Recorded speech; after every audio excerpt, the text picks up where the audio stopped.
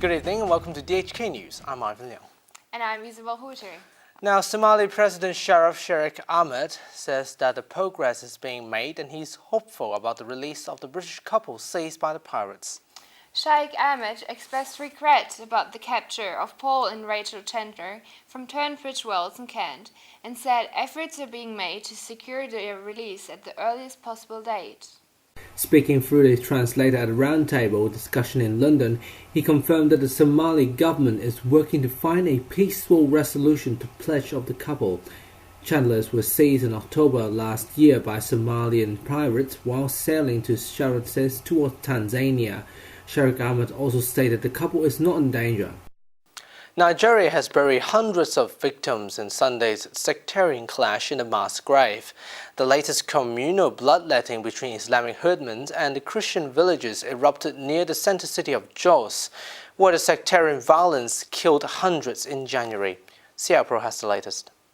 The majority of those slaughtered in the early morning attacks were women and children who had tried to flee their homes after hearing gunshots outside, but were hacked to death with machetes as they came out.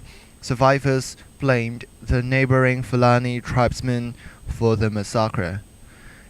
In January, 4 days of sectarian clashes between mobs armed with guns, knives and machetes killed hundreds of people in Jos, the capital of the Plateau State, which lies at the crossroads of Nigeria's Muslim north and predominantly Christian south. CLPRO, DHK News.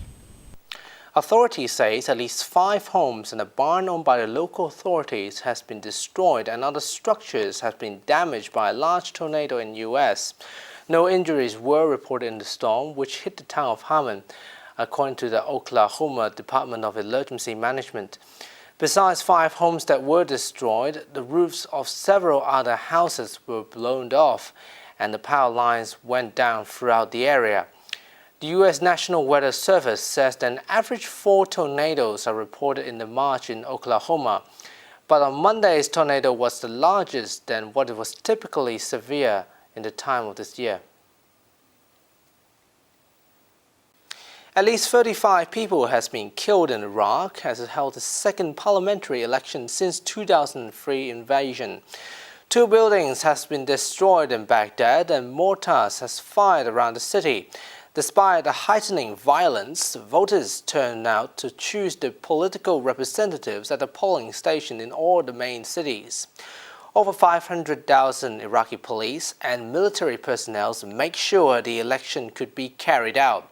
Prime Minister Nouri al-Maliki cast his vote in the morning and urged the electorate to turn out in large numbers, saying that participants would help the country to boost its democracy. US President Barack Obama pays tribute to the Iraqi vote. He said the voting shows the future of Iraq belongs to the people in Iraq. Today, the people of Iraq went to the polls to choose their leaders in Iraq's second national election. By any measure, this was an important milestone in Iraqi history. Dozens of parties and coalitions fielded thousands of parliamentary candidates, men and women. Ballots were cast at some 50,000 voting booths, and in a strong turnout, millions of Iraqis exercised their right to vote with enthusiasm and optimism. Today's voting makes it clear that the future of Iraq belongs to the people of Iraq. British government proposals suggest forcing every dog owner to take out third-party insurance and to have their dog microchipped.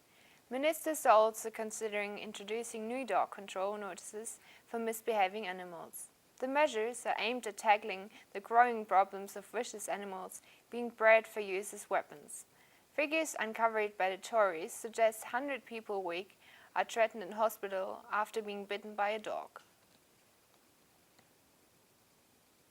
The British government is on a collusion course with Iceland after the country rejected a plan to pay the UK back $2.3 billion worth of saving. CLPRO has the story. With nearly half of votes counted, 93% of Icelanders have said no in a referendum over whether to pay billions back to the UK and the Netherlands following the collapse of savings bank IceSave. The UK government, which was forced to guarantee tens of thousands of UK savings deposits after the collapse in 2008, is waiting for the official results before commenting.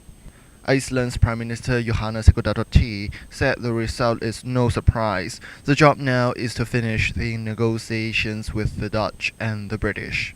Many Icelanders object to the tough terms of the deal imposed by the debtor countries, which would require each person to pay around £90 a month for 8 years, the equivalent of a quarter of an average four-member family salary. CLPRO DHK News. And finally tonight, a young panda born in Washington, D.C. has emerged from quarantine for the first time since his arrival at a panda breeding base in southwest China's Sichuan province. The panda named Tai-san arrived at China Conservation and Research Center for the giant panda last month. The deputy director of the breeding base said the panda was getting used to the taste of food, smell of air, and climate in his motherland. The young panda will become part of a breeding program in his endangered species native land. About 1,600 giant pandas live in the wild, and another 290 are in the captive breeding programs worldwide, most of them in China. And that's it from the Evening News team. Thanks for watching. Yes, I hope you like our news studio as much as we do. See you next week. Good night. Bye bye.